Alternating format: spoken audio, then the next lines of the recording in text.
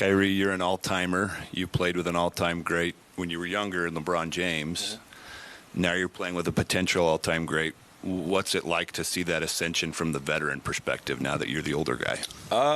Man, it's amazing. You make it sound like I'm like 38 already, and I'm the young guy of the older generation. I came in when I was 19, so I know I was trailing along around that older generation that's been around for a while. But for me, personally, I'm amazed. Just I don't use that word lightly either. I'm amazed just on how much time he puts on his body and how much time he puts on his craft, and also.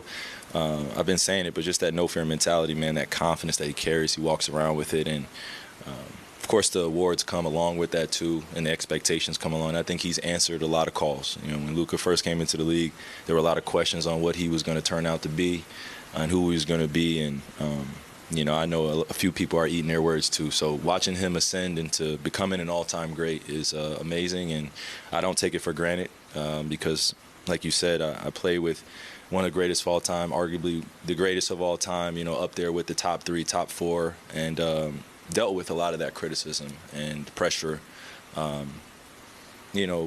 shielding us from it as teammates. And I think you see the same things that happen and occur with some of the greatest players that play. They take on a lot of pressure and they love it, and they relish in it, and they love answering that call. So for me, I just want to be supportive and continue to be an all-time great next to him and continue to show him the ropes and let him continue to fly, man. He's already been doing it. Is there any advice that you've given Luka on that so-called road to being an all-time great after, what you've learned from playing alongside LeBron and your own trajectory yourself? I mean, I play with a few guys that are all-time greats. I want to say that too. So I've had the opportunity to see them work on their crafts and also deal with a lot of the outside criticism.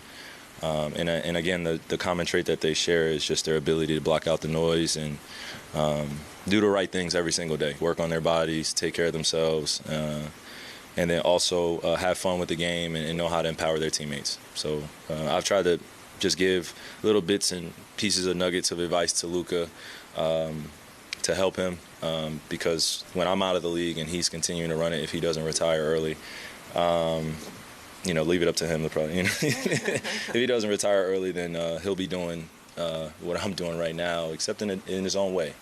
And that's a beautiful thing to see. When I could pass on the knowledge and wisdom that was given to me and explain it to him and encourage him to be better, then I feel like I'm doing my job. And that's not just as a basketball player, that's just as a person. He's a young man. I'm a young man as well. And he's going to have a lot more years after the game living life than when he's playing. So this is cool and all, being a leader and being called a leader in the locker room and stuff like that, but he's going to have to lead his family, be a father one day, and those are the most important things that I try to echo to him. It's just being a family man and continuing to put the things that matter to you first,